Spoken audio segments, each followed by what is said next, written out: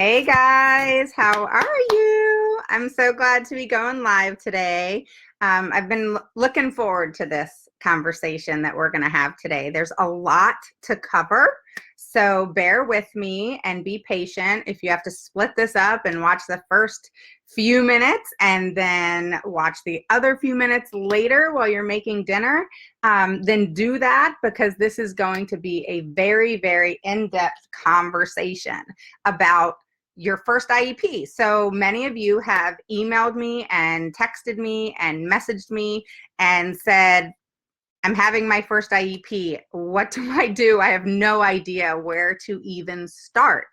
And it's crazy because so many of us have felt that way. So many of us, even myself, when I first started out. And to be honest, like I have in the past, for my first, I would say 6 years, I struggled. It was constantly a struggle and constantly a learning curve, I guess you can say. But you have to be consistent and persistent so that you can be the best advocate, mom, caregiver, father for your child you can be, because they need you, okay? And this is just such an important topic, and we're going to build off this. I have lots of things in store for you guys today. So again, stick with me to the end. And if you're catching the replay, welcome. We love you too.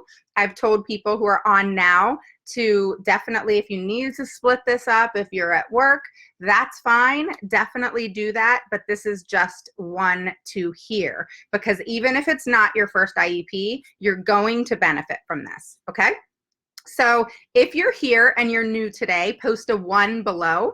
And if you're an oldie but goodie, and I've talked to you before, post a 2 below.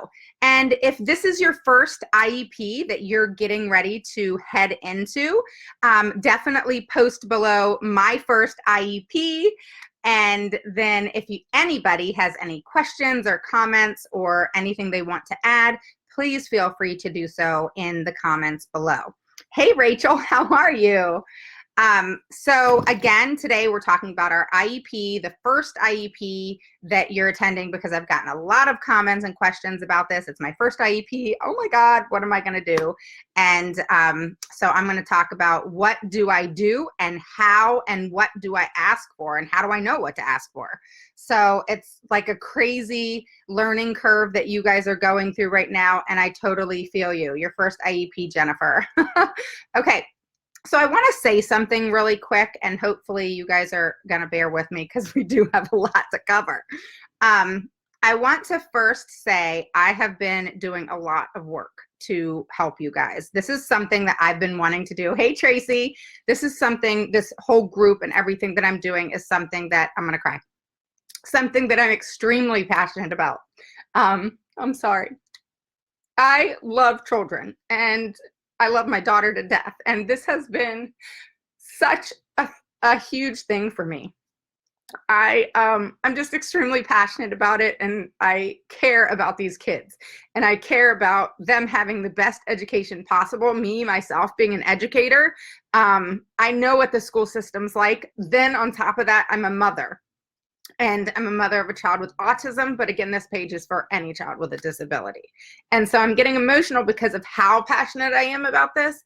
And so I've been working very hard on not only getting good content out to you guys and helping you. I'm not perfect, and I'm going to admit that from the get-go, but I do know a lot, and I definitely know my laws. And I know that when you go and you read laws, you got rights laws, and I've trained under Pete Wright. And I think I told you guys recently, he gave me a free training that he's done that hasn't even been put out yet. And because he knows I'm an advocate and I love what I do. So with that said, I've been doing a lot of work for you guys. I did a poll recently, and you guys kind of voted. And so I got off. I just finished literally about 30 minutes ago, the top 5 laws for you guys. So I'm going to be putting that out soon for an amazing, amazing deal. And then I'm also getting some more things up and going for you guys. And sometime, probably tomorrow, if not Monday, the free calendar is going to be out on my resource page on my website. So sorry for getting emotional. I apologize, but I'm just so passionate about this. And I want you guys to know that, because I want this group to be something different than some of the other groups. And I'm on the other groups and I love them. But I want this group to be something that's just more of a family and we all love and support each other with the things that we're going through. And then on top of that, I want you guys to get live content of what you guys need, because I know how important it is to hear it, not just read it. And we can go to, Rights Law, there's Attitude, there's the parent resource page, and I love those pages. But at the same time, I was that mother who read everything and read the laws. And then I looked in the Rights Law book, which I've talked to Pete Wright about in the past. I'm like, it's 450 pages. How are people supposed to understand this? And had I not gone through extensive training and it's now been 12 years, I know what it's like at your first IEP. I know what it's like those first 100 IEPs. And it's frustrating when you go to read something and you're reading and you're reading and you're reading. Okay. And we've all gained a ton of information from it, from the things we read, and Google knows everything, right? However, here's the issue is so many of us get so overwhelmed with everything that we read. Post a 3 below if you guys have gotten overwhelmed with everything out there that there is to read and understand and process, and then try to figure out, okay, I have this information, I have to go implement it. How do I do that? And then you have all this information, you go implement it, and it totally goes like that for you in the IEP, right? So if you've been through that, post a 3 below, because I read a ton of stuff in the beginning and I thought I knew it all. I thought I was going to rock this IEP that I went into, and it totally flopped. And I couldn't figure it out. I was like, well, I read everything. I knew my laws. I took all these notes. I did what I was supposed to do. But what happened is I didn't know how to implement in the right way. I didn't know the things and the wording to say to get them to take action and to give my child what my child needed. So that's kind of the other end of all the things that we can learn, read, get overwhelmed with, and so forth. Does that make sense? All right, so let's get started. So again, we're talking about the first IEP. Many of you have said this is your first IEP and you want to know, what do I do? How do I go about this? What do I say? What do I even ask for? This is crazy. All right, so you first see your child. They're either having trouble in school, or you have a concern, or an educator has a concern, right?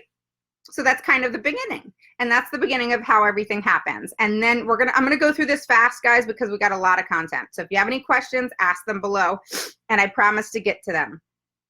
So by law, the schools have to provide education and related services to your child if they are eligible, okay? So this is very important to understand. If they're eligible, they are required to provide special education and related services for your child.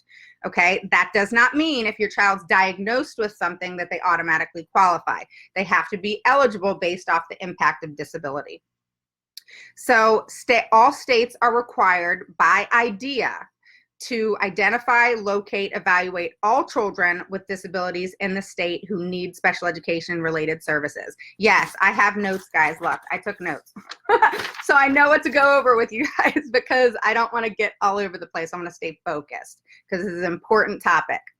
So all states, again, by IDEA, have to identify, locate, and evaluate all children with disabilities in the state where the child lives and resides and is where they need special education and related services.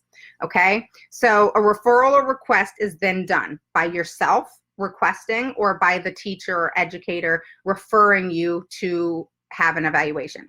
Okay, and that has to be in writing. If it's by you, by them, it also has to be in writing, and you have to approve of the evaluation. If it's done by you, you put it in an email requesting to the teacher, the principal, and the executive director of special education. It may be called something different there. It may be called director of special services or so forth, but they're in the administration building. They are not in the school. So make sure you find out who that person is. They're going to be your point of contact always, along with the principal and teacher and the psychologist or school counselor if you want them involved as well. So make sure it's in writing. It never happened if it wasn't in writing. So next, what happens? The evaluation. And I go into this in depth with the evaluations and IEE information that I'm going to be providing to you guys in a PDF. So wait for that, but I will be going into that in extreme depth in that. But an evaluation, IEE, is something that is very important that has to have, and you want to make sure that this is done in the right way. So stick with me.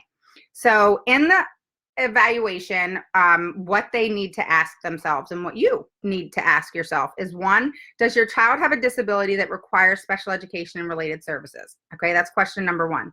Question number two, and this is the answers they need to be coming to for an evaluation. What is the specific educational needs of your child? And what special education services and related services are then needed and appropriate for your child once the evaluation is done and concluded? So an evaluation, when you request an evaluation, the words you want to state in your email is, I, and your name, am requesting an evaluation for my child, and your child's full name.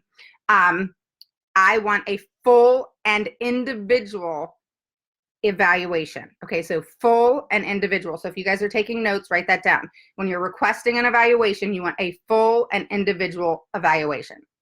Okay, and that needs to be very specific. I would bold that in the email. And then it needs to be also related, you can state this as well, to your child's specific needs and suspected disability. Does that make sense? So it needs to be an evaluation that's full and individual, just on your child, and it needs to be specific to whatever the concerns are. Okay, or the disability. So if you've had your child diagnosed, it needs to be specific to autism or Down syndrome or ADHD, etc. Okay, so the evaluation results, what are they supposed to do? What is the process there? So results will be used to decide the child's eligibility and for special education and related services, to make decisions about the appropriate educational program for your child. Okay, so if your child's found eligible, you have to have an IEP scheduled within 30 days, and they need to let you know of that, but always remind them in an email. Anything that happens, anything you want done, anything you know that should be done needs to be put in writing by you as well. Do not depend on them to do it. So after your child's found eligible by the evaluation, you then put an email in and request an IEP within the next 30 days per law. Okay, and then it has to be scheduled within those 30 days. That doesn't mean 31 days on, or it needs to be scheduled within those 30 days, but it can be held 60 days later. No, it has to be held within those 30 days, and you all have to meet within 1 through 30 days. Okay, so that's what that means. So it has to be scheduled. All right, so it needs to be scheduled for you. So a team of professionals is then put together, okay, by the school. So what I suggest, okay, let's go back to evaluations for a second, and we're getting to the IEP. I'm getting there. So in the evaluation, I always suggest do a double dose, okay? Give your child a double dose of an evaluation. So the school evaluates your child because you requested it or they wanted to have it done. And then you also go to an outside person to get an evaluation, and typically Medicaid or your insurance will cover that, okay? I always suggest, if you go back and read my evaluation, my very first video on identification, evaluation, and diagnosis and disability, I go into detail on this, so you can head back and watch my first video. But it's important to understand that you too should get an evaluation on the outside. So if you've gotten a diagnosis, then make sure it's in depth in writing that you get about, you know, what the doctor, make sure it's a doctor, psychologist, or developmental pediatrician. That's who I suggest. And you get the diagnosis, say it's autism, and then you want to get, what do you suggest for my child, doctor? Do you suggest that they have speech therapy, occupational therapy, and how many times a week? Have them be descriptive and exact so that you can too use their evaluation and your evaluation as proof at that meeting. Okay, so that's why I'm talking about evaluations for your first IEP meeting, because it's so important. Okay, because that's how you're eligible. So you want to make sure that you have their evaluation and yours, and then you combine them and you're able to figure out what your requests are then going to be, because then you go back to that evaluation and highlight before your meeting, okay, they suggested speech 2 times a week. Okay, they suggested OT 3 times a week. Or it may be something like child really struggles with writing and cutting. Okay, well, that's an occupational therapy type service that they need. So then say they don't have an occupational therapist in the description of who's going to be attending that meeting. Then you send an email and you say, per the evaluation on such and such date, it states that my child is struggling in the evaluation with cutting and doing different things, that are occupational therapy based. So cutting or writing or whatever. Okay. And so you want to say, I want an occupational therapist there based off my child's evaluation and needs so that the school system can most appropriately meet my child's educational needs. So you're throwing back that wording at them of why you want that extra person there that they didn't request. Because purposely at your first meeting, they'll have people there that don't mean anything. Okay. So they'll have the principal, maybe the teacher, maybe the special education teacher, and none of them can make concrete decisions. You always want somebody at your first IEP and all IEPs that can make serious decisions. That's why so many parents get, well, we don't provide that, or, oh, I'm not sure we can provide that, or we're going to have to think about that. All the different excuses that you get, you want to make sure that the person who makes the decisions is in a seat at that meeting. And you have every right to have them there, okay? So that's why I'm really big on that. Whoever's in charge of the special education and related services. So have that administrator or assistant administrator in that seat because they're the ones who make the decision. That's why the school system will say, oh, well, we're not sure we can provide that, or, oh, we're not sure that that's something we can do, or, oh, we're not sure your child qualifies for that. That's because they can't make the decision. So that's their excuse until they either go to the executive director or the assistant executive director to find out, or they're not going to do that at all and they're just going to let things go because they think you're going to let it go. So don't let that happen. Get the person in the seat for your first meeting so that none of that occurs. Okay? So let's move forward. So the school system must contact the parent at that point if your child's going to be having an IEP, and participants notified. Okay, so you and the principal and anybody else that are notified. And once you know that, that's when you go back in an email and say, my child, based off this evaluation, should have an occupational therapist there because, and then state what it states in that evaluation. So you understand what OTPT speech possibly means. If not, post below and I can answer your questions. But that's how you know who needs to be there based off that evaluation. Plus, it's based off what you, the parent, know about your child because you're the expert. They're not the experts. They're an expert in occupational therapy, PT, etc., but they're not an expert in your child. You are. So the school must contact you, notify the parents, and I suggest an email them with 4 different good dates that work for you.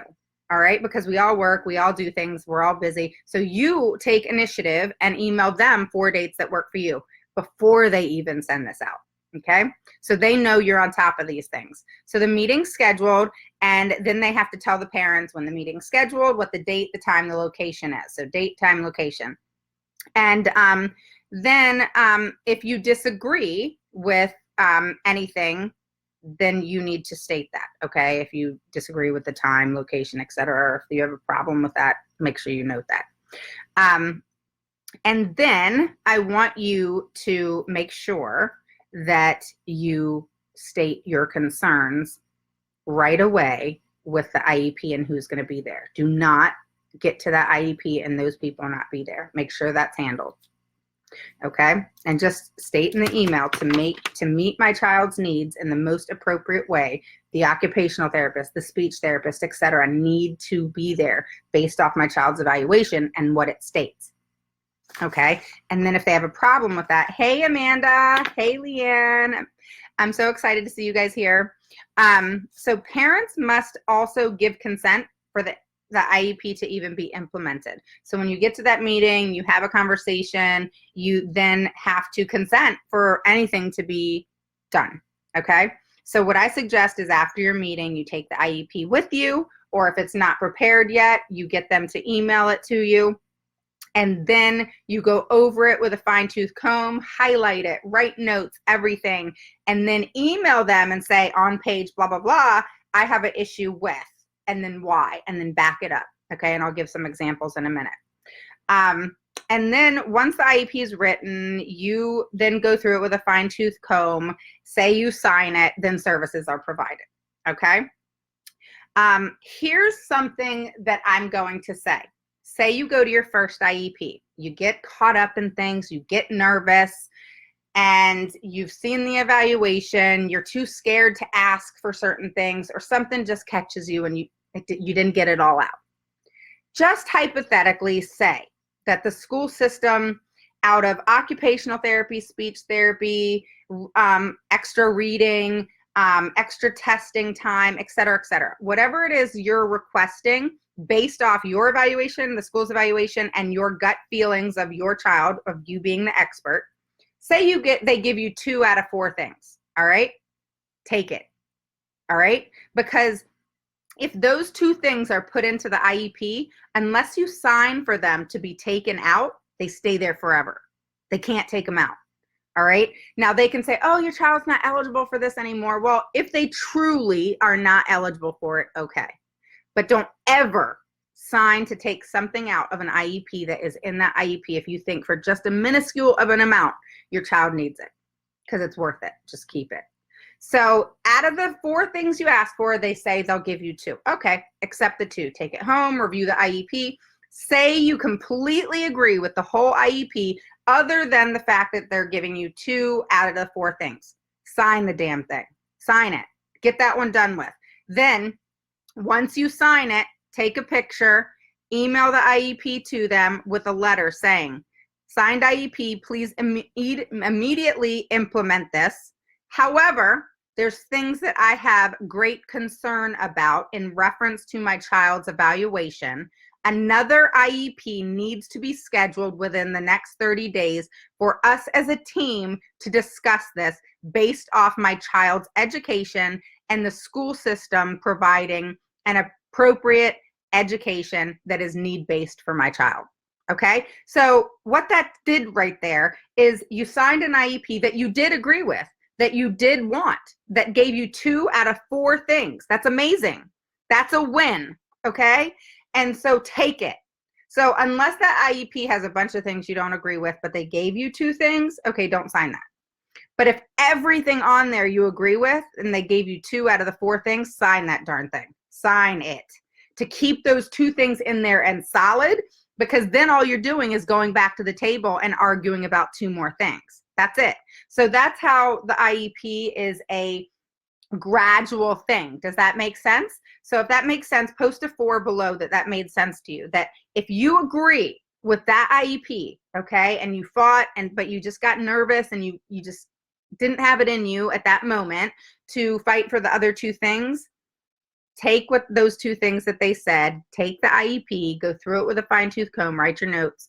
And if you agree with everything and it's only 2 things that need to be added out of 4 or whatever the case may be, if they're giving you something and you agree with that whole IEP, then sign it and take them back to the table. You have every right to go back to the table if it's needs-based. Okay, they don't need to know that you're signing it so that can be then implemented right away. They're going to catch on. They're going to realize you know what you're doing. All right. And unfortunately, this is a game you have to play. You have to play their game, but better. Okay. So, and it's unfortunate, honestly, that you have to do this and that us as parents have to fight and fight and fight for the school system to do what they should already be doing, but they don't. And a lot of school systems, believe it or not, don't even know their laws. They just don't.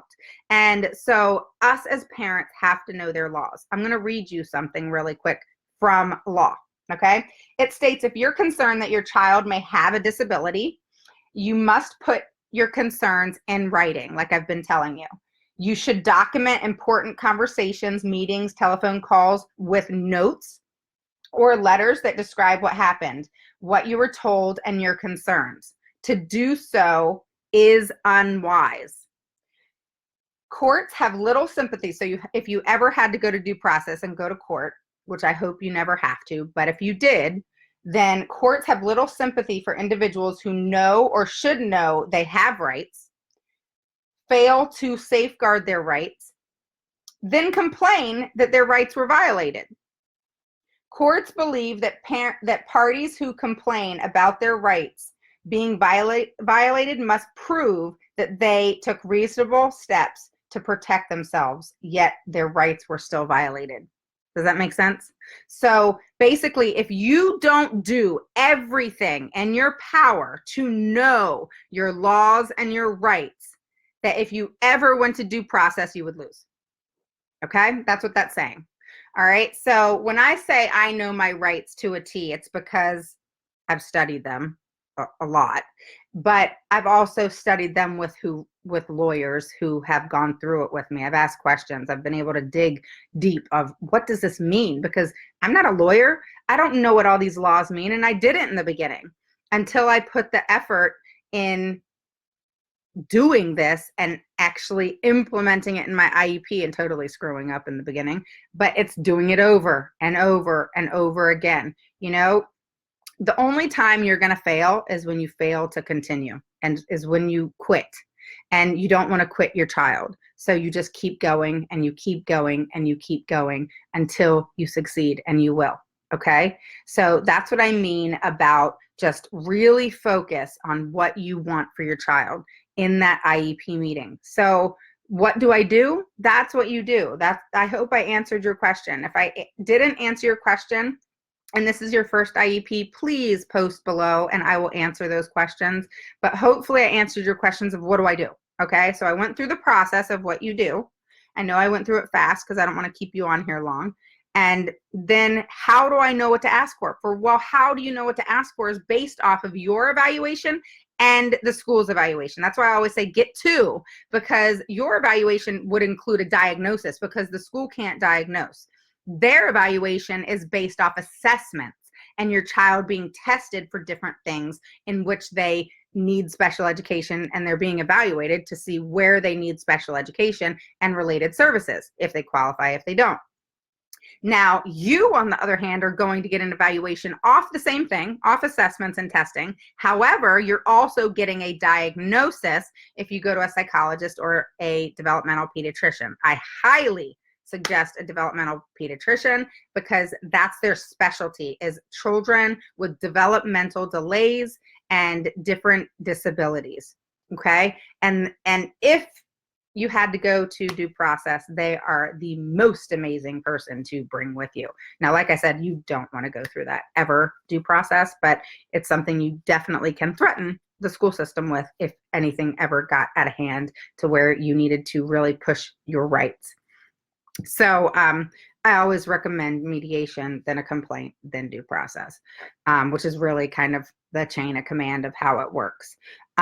So let's talk about the core area for a second, which is number 6, which we talked about, which is parents are given consent for, give consent for the services to be implemented in the school system.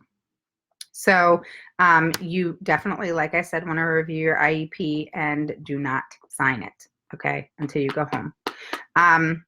And the other thing is when you get your first IEP, you need to tell the school system, hey, I'm not doing a yearly IEP.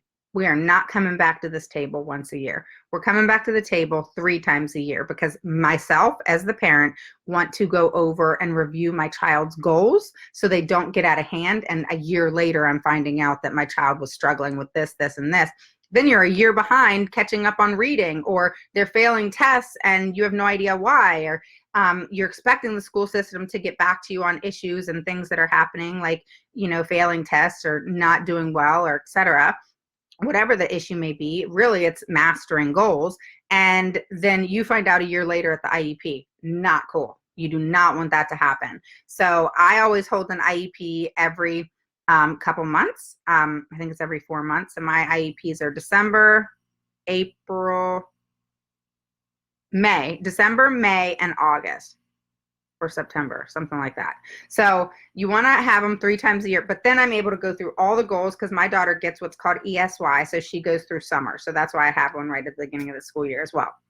And then we're able to plan the school year. So you want to make sure that you have IEPs at least 3 times a year, because you, the parent, need to go through those goals, and you need to get really good at knowing what the goals are and make sure they're not repeating each other from year to year. You do not want that. That's something that I found that I wasn't doing in the beginning, and my child was repeating from one year to the other the same goals, and I wasn't recognizing it. So make sure you look at the goals, what they are, make sure they're mastering their goals, and if they're not, make sure you find out why and question that. Do not take an answer like this: well, your child has this disability, and because of their impact of disability, we don't think that she's ever going to master, a reading level above 4th grade. Absolutely not. They're not even allowed to say that. And to be quite honest with you, who are they to say what your child can master or not master? Not okay at all. So don't take those types of answers, and make sure your goals change and are being mastered. And if they're not, you make sure that you find out why. So just make sure you stay on those types of things. So let's get back to the IEP. So does anybody have any questions while I'm taking kind of a little bit of a break? Amanda says, I was told I could only get 1 IEP a year. No. Not true at all. You can have as many IEPs as you want. All you got to do is send an email saying, I'm requesting an IEP to address issue 1, 2, and 3. Have different issues that you want to address. But by law, they have to meet with you if you request an IEP based off a reason. You can't just ask for one because you want to sit in front of all those people. You got to have a reason and something to back it up, okay? My child is demonstrating this. I have I have extensive concern in this, this, and this. I'm requesting an IEP to review what my child's doing, her behaviors, and why these things are happening. Or it could be, I'm noticing that my child's goals are not being met. I'm very concerned, and I want to have an IEP based off of goals and the reviewing of goals, and I expect all of the team to be there so that I can ask them questions based off my child's goals, because mastery is not happening. Now, let me tell you something about mastery of goals.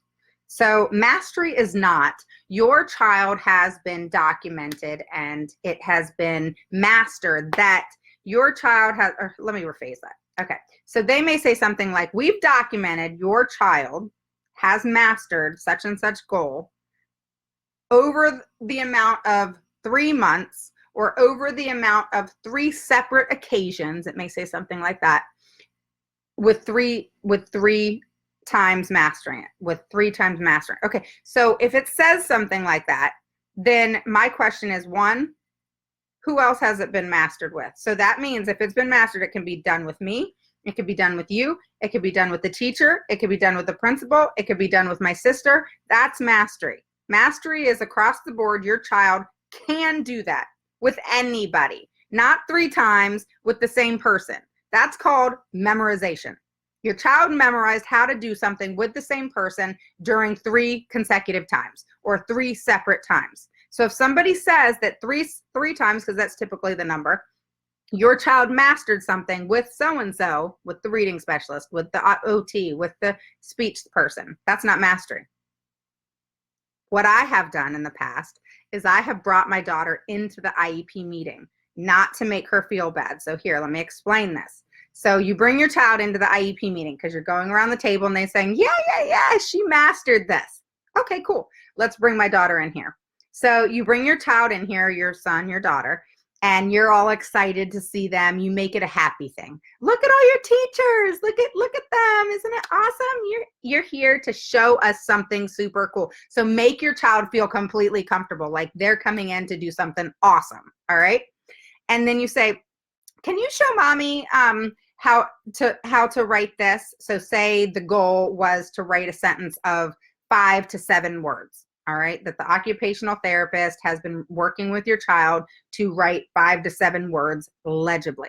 All right, so you know your child can't do this. All right, so you bring your child into the IEP meeting, you make it a big fun thing that you're here with all their teachers talking about how amazing they are.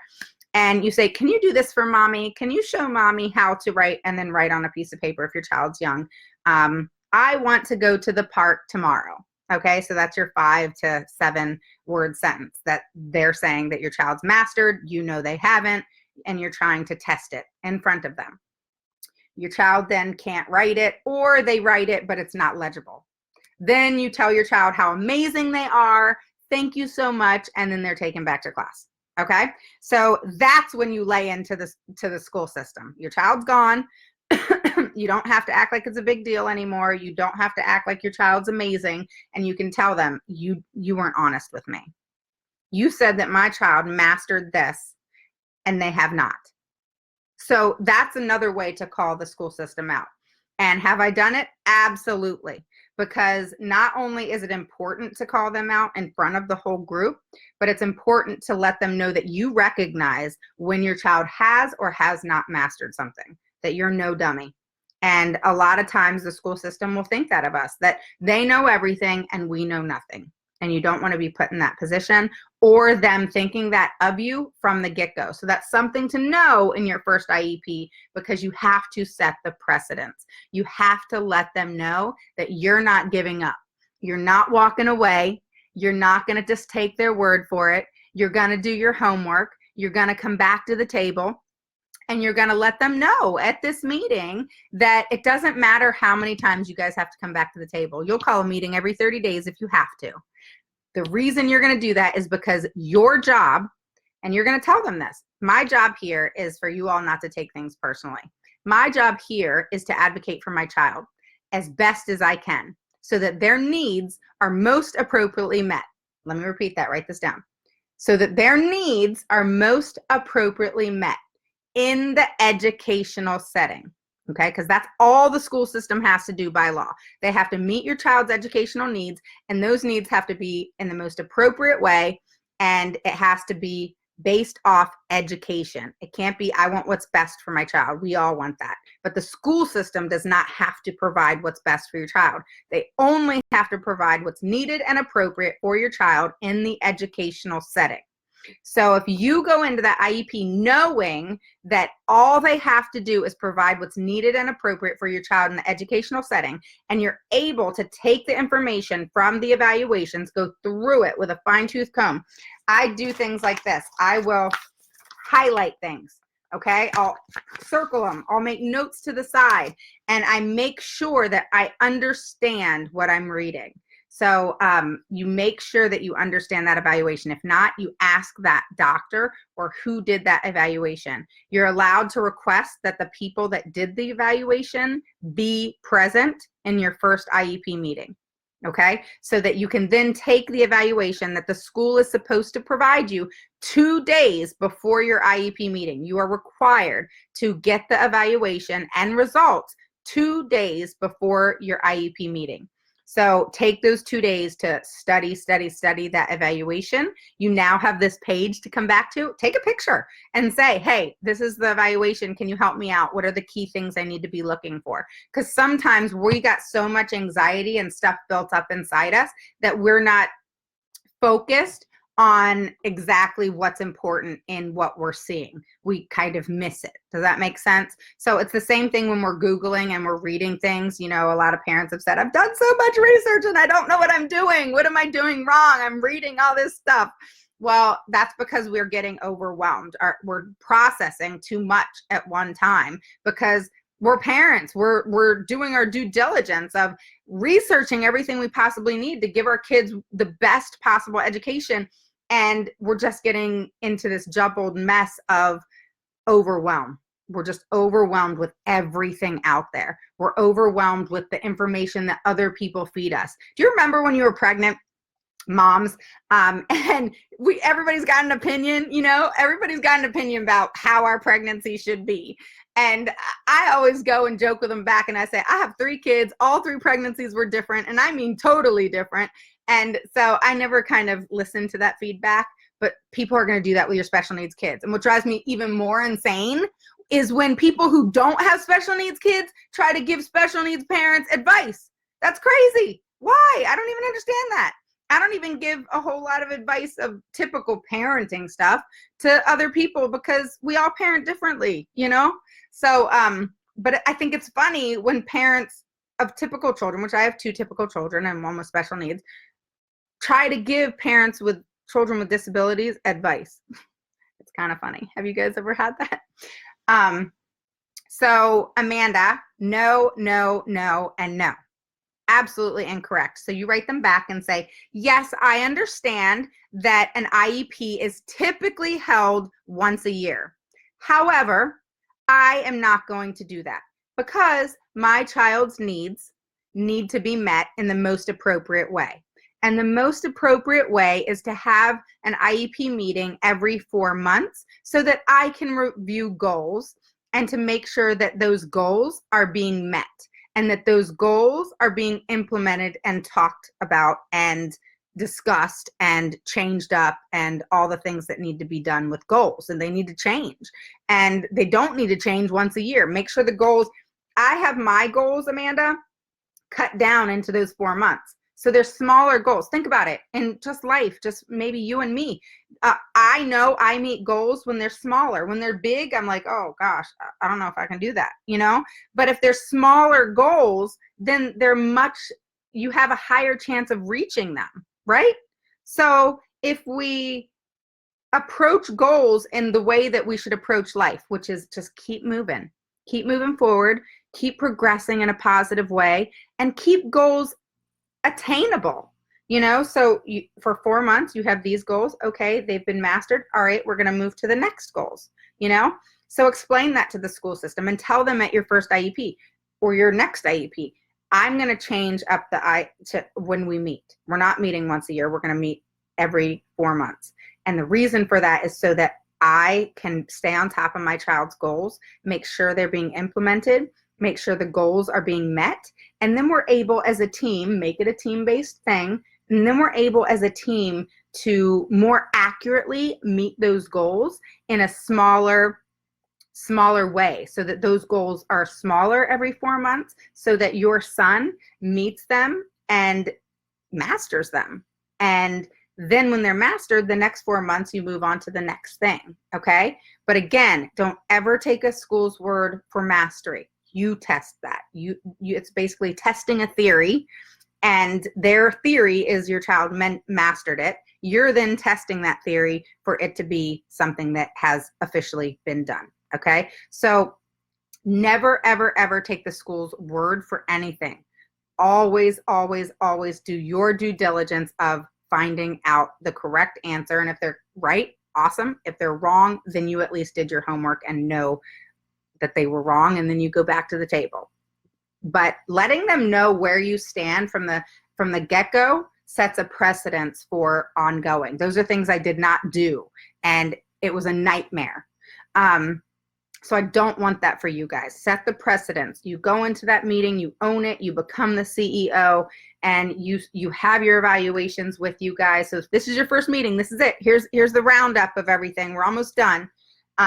You have your 2 evaluations, you sit them down in front of you, you say hi to everybody, you introduce yourself and find out who everybody is, you make sure that your email has been acknowledged, and that the OT, PT, speech, whoever it is that you requested to be there based off the evaluations. So if you know speech has to be there, you make sure speech is there. If you know OT needs to be there, you make sure OT needs to be there. If you know a reading specialist needs to be there, then you make sure a reading specialist is there. So with that said, you're then sitting down, you have your 2 evaluations, you introduce yourself, they introduce themselves, and then you talk. You immediately start talking. Don't let them talk first. And you say, all right, so I've reviewed the evaluations. You make a copy of your evaluation. They've not seen this yet, okay? Make a copy of your evaluation. Make like 4 copies just in case there's like 4 or 5 people there. At mine, there's like 8. So whoever's going to be there, make sure you make copies. You give them each a copy to see while you're talking. So you say, I've highlighted all of these evaluation stuff in the evaluations for you on my evaluation, and I've highlighted all the things in your evaluation. Here's a copy of your evaluation. So they now have both evaluations in front of them.